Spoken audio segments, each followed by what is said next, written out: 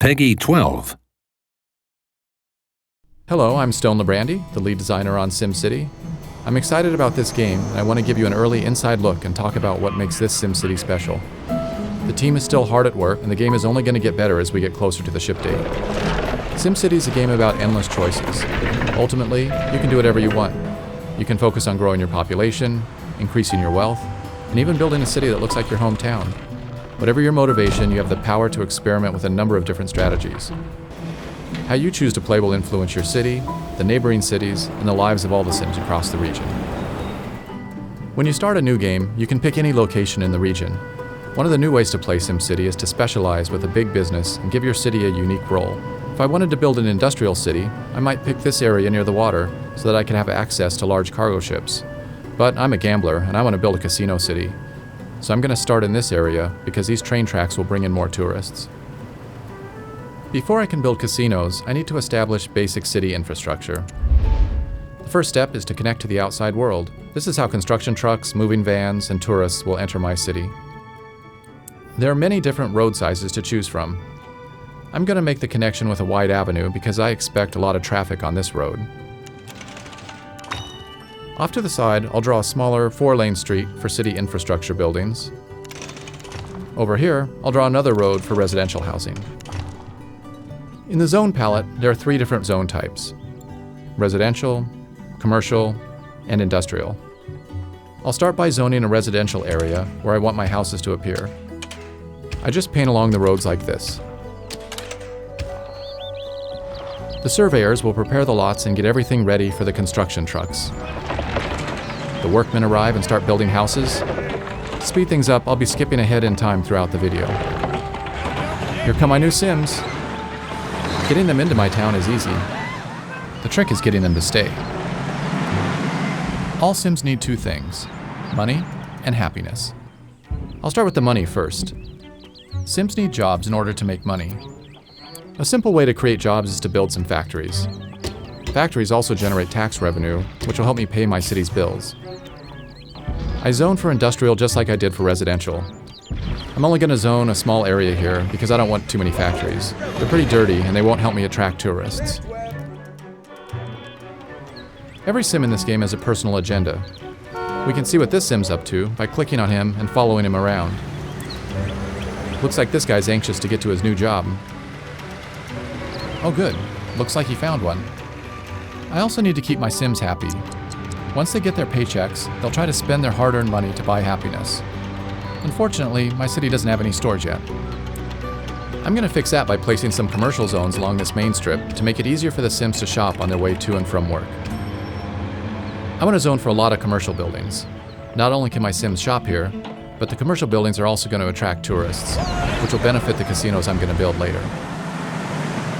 You can see by this flashing red icon that the Sims are asking for electricity. If I don't give them power, the city can't function properly.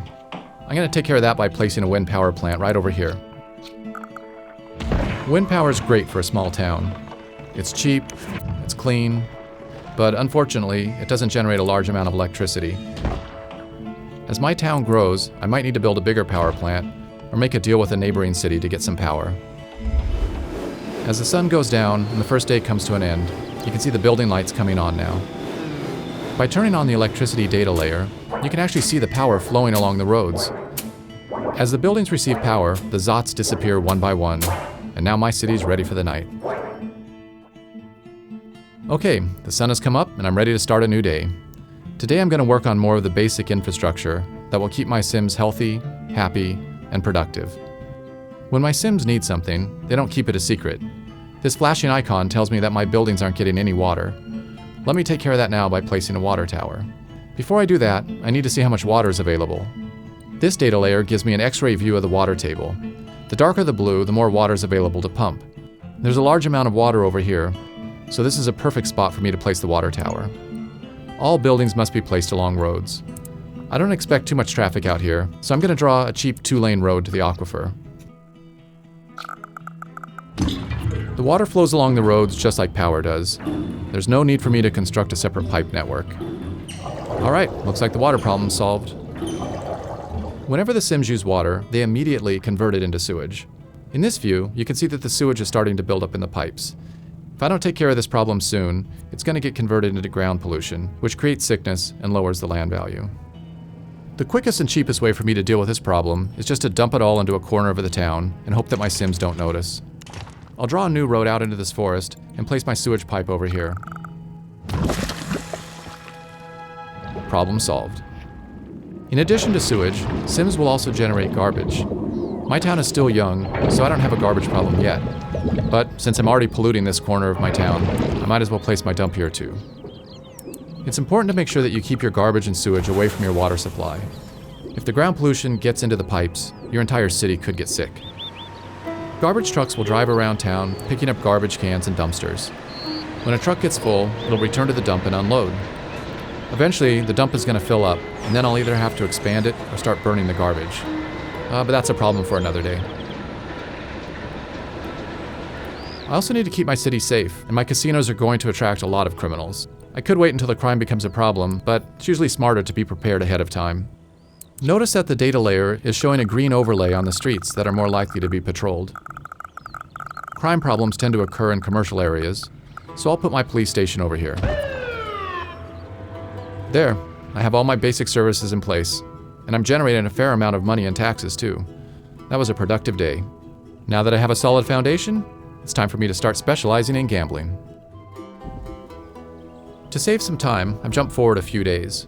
My city's a little bigger, and my population has grown. As I mentioned earlier, one of the new things you can do in SimCity is to create a big business. I'm ready to start building up my casino empire now. Casinos can generate large profits, but only if you can get enough tourists through the door. I can't immediately start building a fancy Las Vegas strip. Like everything else in SimCity, I'm gonna have to earn it by starting small and then working my way up to greatness.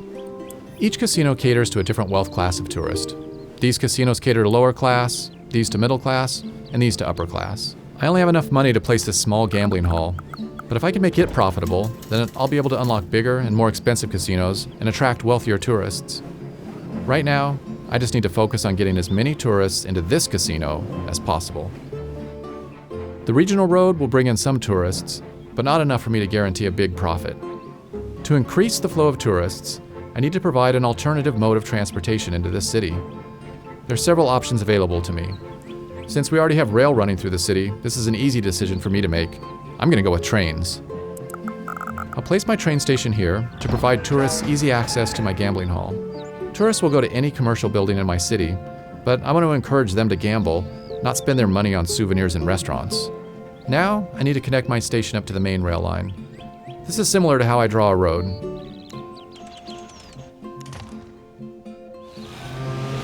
And here comes my first trainload of tourists now.